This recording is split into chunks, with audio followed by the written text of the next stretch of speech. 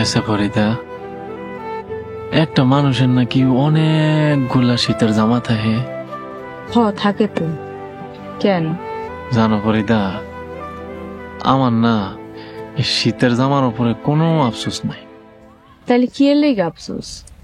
কোনো কিছু লাগে তো আফসোস নাই, খালি যদি শীতটা একটু কম লাগতো তাহলে সব ঠিকঠাক ছিল। শুনছি আমগো দেশের মানুষ নাকি শীত আইলে অনেক খুশি হয়। সব মানুষ খুশি হয় না তো, শুধু দক্ষিণাঞ্চলের মানুষ খুশি হয়। আগো দেশে শীত কম কিন্তু শীতের কাপড় বেশি। আর আমাগো অঞ্চলে শীত বেশি কিন্তু শীতের জামা কম। আমি ঢাকা চলে না। ওমা, ঢাকায় যাইবা কেন? আমি শুনছি ঢাকা নাকি শীত কম পড়ে। তুমি শীতের ডরে ঢাকায় চলে যাইবা? না, খালি শীতের ডরে যাবো না তো, আমি কিছু করারও চেষ্টা করিলাম। তুমি আমার একলা রাইখা ঢাকায় চলে যাইবা?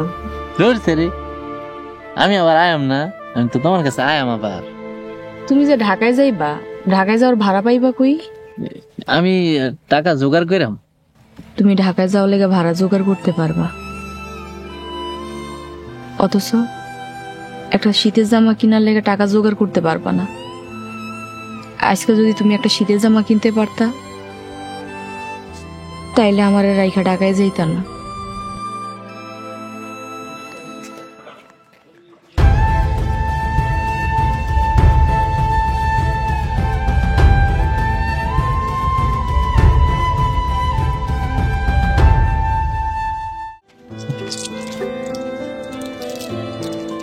যাও, এখন জলদি বাড়িতে যাও।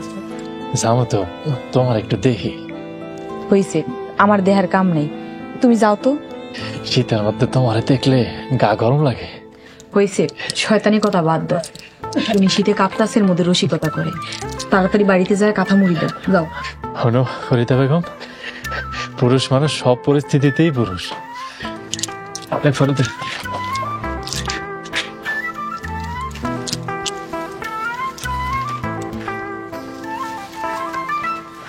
না কি এটা? জিলাপি।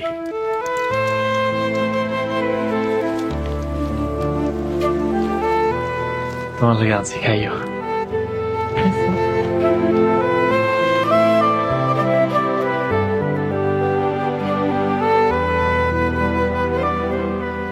মা, মা,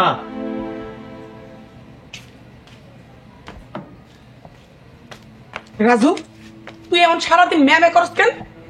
আম্মা ওই যে বাজারগুলো নিয়ে আসছি।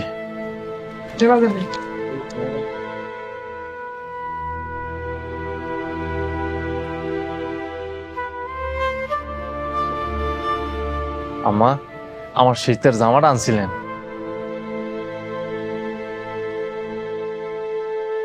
15 টাকা কই? আমি জিলাপি কিনা খাইছি। ফকিন্নির পুত, 15 টাকার জিলাপি খাইছস? তোরে কি ঘরে খাওন দেই না? হ্যাঁ, তোর বাজারে জিলাপি কিনা খাইতে হইব? তোর এত বড় সাহস! আজকের পর থেকে এই ঘরে তোর খাওন দাওন সব বন্ধ।